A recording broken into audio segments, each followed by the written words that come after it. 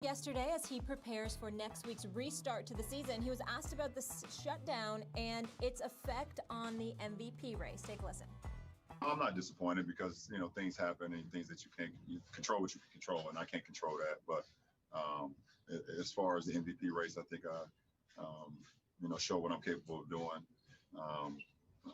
not only individually, but from a team's perspective, us being number one in the West. There was a lot of conversation about, LeBron can do those things in the East, but if he ever came to the West, what can he do? So, I heard all of that. And to be able to have our team at the top of the Western Conference and playing the way that we were playing at that time and the way I was playing, that's definitely a good feeling. Perk, you're up first. Who should win MVP?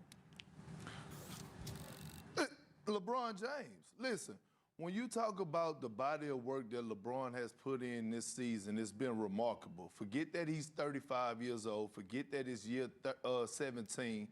He has been a beast, and he was climbing up the chart, and he was on Giannis' heels like a pair of socks. And when I'm thinking of the MVP, I'm thinking of the most valuable player to your team, right? When I look at Giannis is having a hell of a season, but he's the MVP, the most dominant player, right?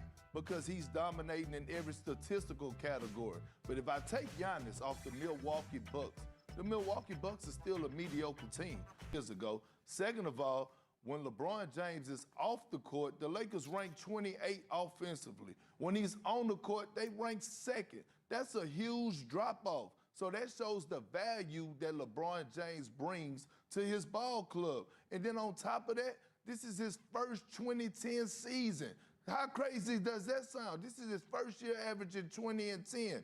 And then during the pandemic, for me to hear one of his co-workers, one of his opponents, Damian Lillard, do an interview, and they asked him, who is this year's MVP for you? And he said LeBron James. That was enough for me because Dame Dollar didn't even have to answer that question, but he did, and he said one reason why is because LeBron James is in a tough Western Conference, and he's doing it at an extremely high level. So, Max, you could have the floor with all your stats and all your Wilt Chamberlain numbers about Giannis or whatever the case may be. That's all right with me, but I'm sticking with LeBron James. Well, first of all, if you took Giannis off the Bucks and replaced him with another forward, or took LeBron off the Lakers and replaced him with another point guard, has to be a guy who can actually play, they're both probably going to make the playoffs in their conference. The reason the Lakers' success offensively changes so drastically without LeBron is, one, because LeBron is absurdly great, no question, and two, because they don't really have another point guard that can run that offense at a playoff level. Let's be honest. It's the way it's just the way it is. Now, let's get down to really what this is about. First of all, let me take your argument. LeBron's argument? What would LeBron do in the West? LeBron, you're number one in the Western Conference regular season, in a conference that the Warriors don't play in anymore, really. KD and Clay are both off the Warriors this year, and Steph missed time. What are you talking about?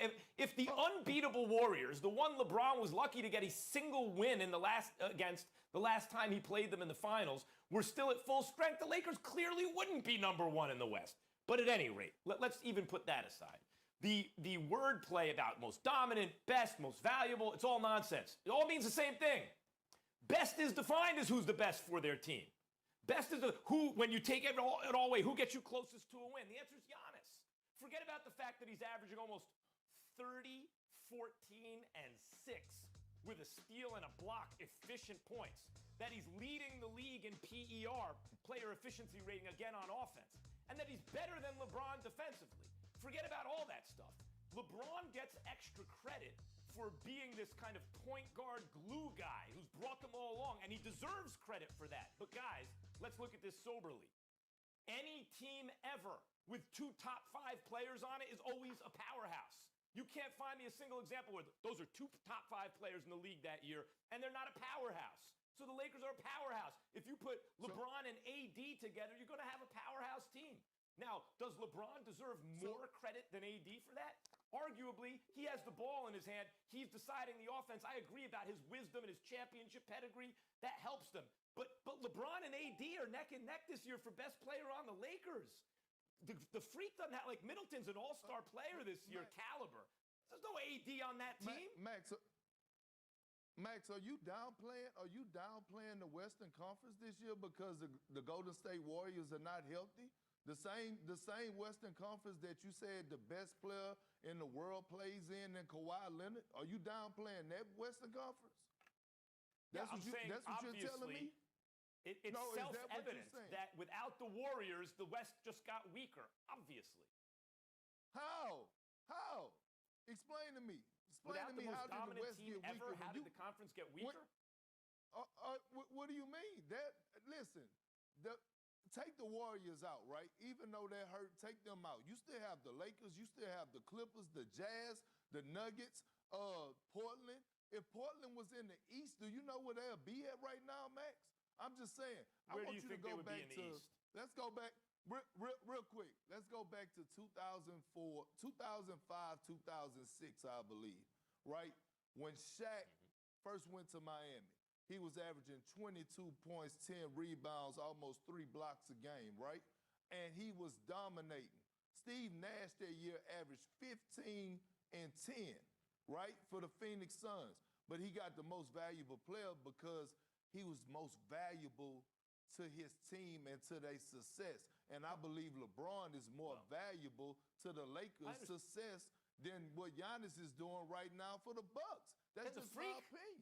Hold on, the Bucks got the best record in the league. He has no other MVP caliber player, no 5-star player he's And playing with. He's got one 4-star player in the Greek Freak. Brook Lopez ain't hitting his threes this year. Listen, Let's be honest. Bledsoe's fine. He's a nice player. He's above average. He's not an all-star.